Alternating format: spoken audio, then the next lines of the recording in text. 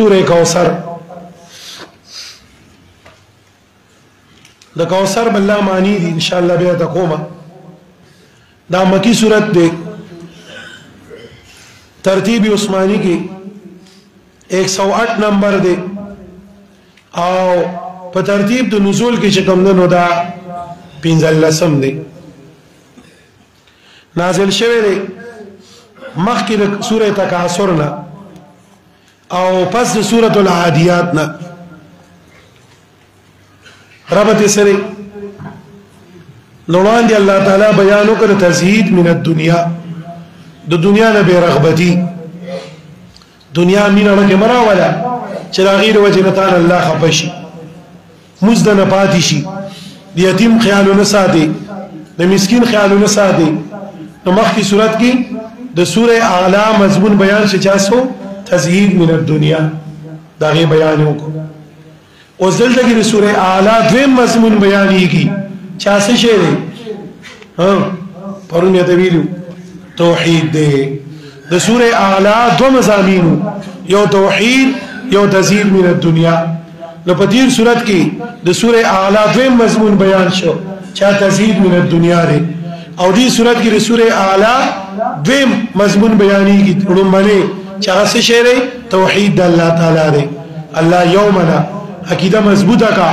خالص په دې باندې کلک چې الله خالق دی مالک دی رازق دی او د هر خیر او شر مالک څوک دی ورونو الله په دې عقیده باندې کلک یا په دې صورت کې تدا عقیده بیانې ښه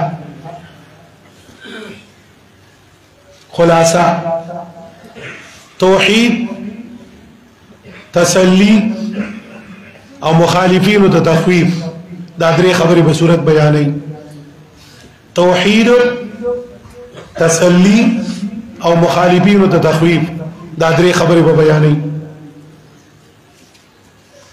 بسم الله الرحمن الرحیم انا اعطیناک یقینا من درکړې تا ته الکوثر کوثر خیر کثیر کوثر معنا سره خیر کثیر ډیر خیر می دل درکو رسول پاک تعالی می ډیر خیر درکو خیر کثیر می دل درکو کوثر څه ته وایي نو طالبانو د کوثر 15 لسمانی مفسرین کړي دي ښا سوره 15 خو زه به تاسو ته مختصر یو سوم چې کومې د تاسو په کاریږي لومبای باغی کې څه شعر د کوثر نه مراد قران کریم الله وی تعالی ما قران درکو قران می دل درکو پرې خوشاله شه دویمه معنی سره هر خیر او برکت دویمه معنی د کوثر سره هر خیر او برکت دریمه معنی ستاب امت کې به علما پیدا کړل رسول پاک دوی ستاب امت کې به څه پیدا کړل علما نه د ستاب امت کې پیدا کړل دا ستاره پر لوی خیر دی ستا وارثان دي العلماء ورثه الانبیاء دا علما د انبیاء کرام وارثان دي دا غي په لار باندې روان دي او سلورم معنا تابعداران د رسول پاک تعالی می درکړه سو تابعداران خلق اتباع النبی ستا تابعدار دا سلور معنی شوي او پنځمه مشهور معنا چې حدیثو کې مراغله ده مراد دې مسره خوز کوثر تعالی می درکړه سو خوز کوثر نبی علیہ السلام فرمای حدیث کې راځي لكل نبی حوض د هر پیغمبر د پاره په جنت کې سي یو خوز بوي وخوزي الكوثر او زما خوز بکم یوی طالبانو کوثر بوي بیا راځي ما هو احلى من الغسل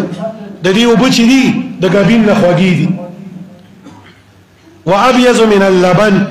د پایو سپینې دي وابرد من الثلج د واورې نه یخې دي وعلين من الزبد او د زګ نه نرمې دي دا سلور صفات د دیو بو بیان شو نبی علیہ السلام وی مال الله یو خوز را کړی په جنت کې چوبې سندي د غبین نه خوږي د پایو نه سپینې د زګ نه نرمې د واورې نه یخې نو چې دا سلور صفته په وګو کې نه بخکلیه کنه وي ها دا د رسول پاک خوځ دی الله ولا ورکړي دی نبي ابا ان اعطينا په معنا د سره کو ان حکمنا لك من به سلو کړه پارا په در کول د خوځ کوثر سرا ځکه قیامت کې به ورګي جنت کې به ورګي نو صيغه په ماضي باندې بیا محمول کو بسمانی په فیصله باندې ان حکمناک باعطاء الكوثر من فیصله کړه پارا په در کول د خوځ کوثر باندې دا بیا داسې اخلیخه اوس طالبانو ان حکمنا لك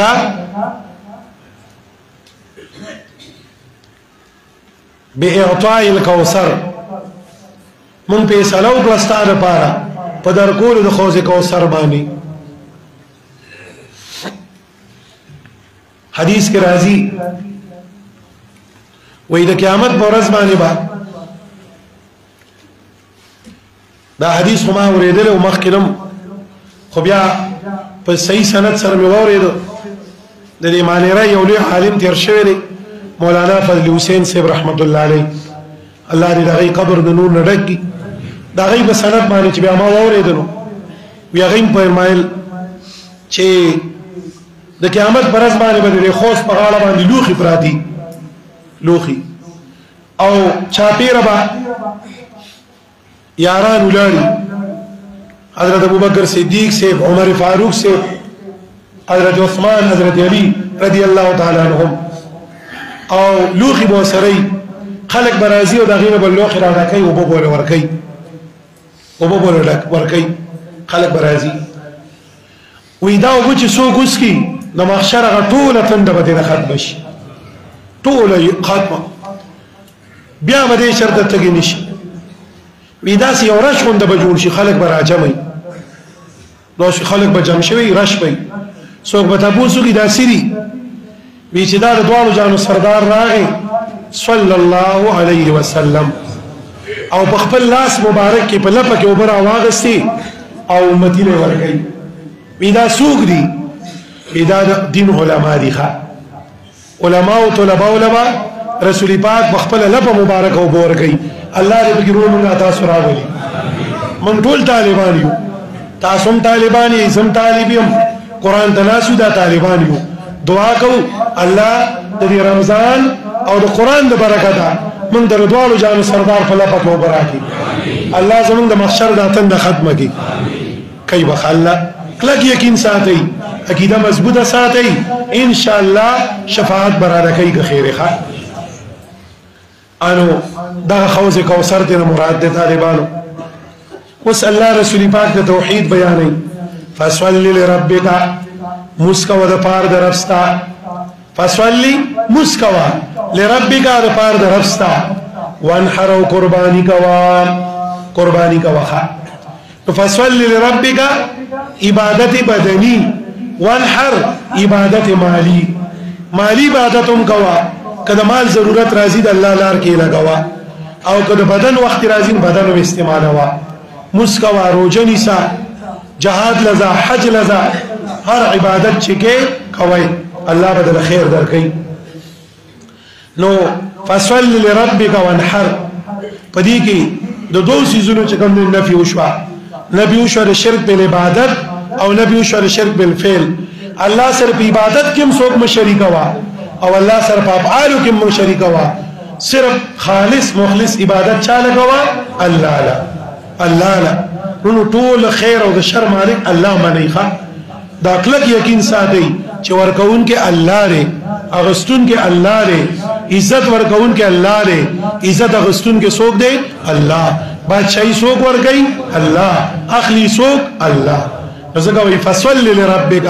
مسکو د پار د ربستا وانحر قربانی کوا ان څوک وي د مزنه مراد مزد رسو د لوی اختر او وانحر په عتب کا نو قربانی دې مراد ده چې منځوږي بیا قربانی کا واخا نو زمون نبی عليه السلام ته یو کس راغی ویجی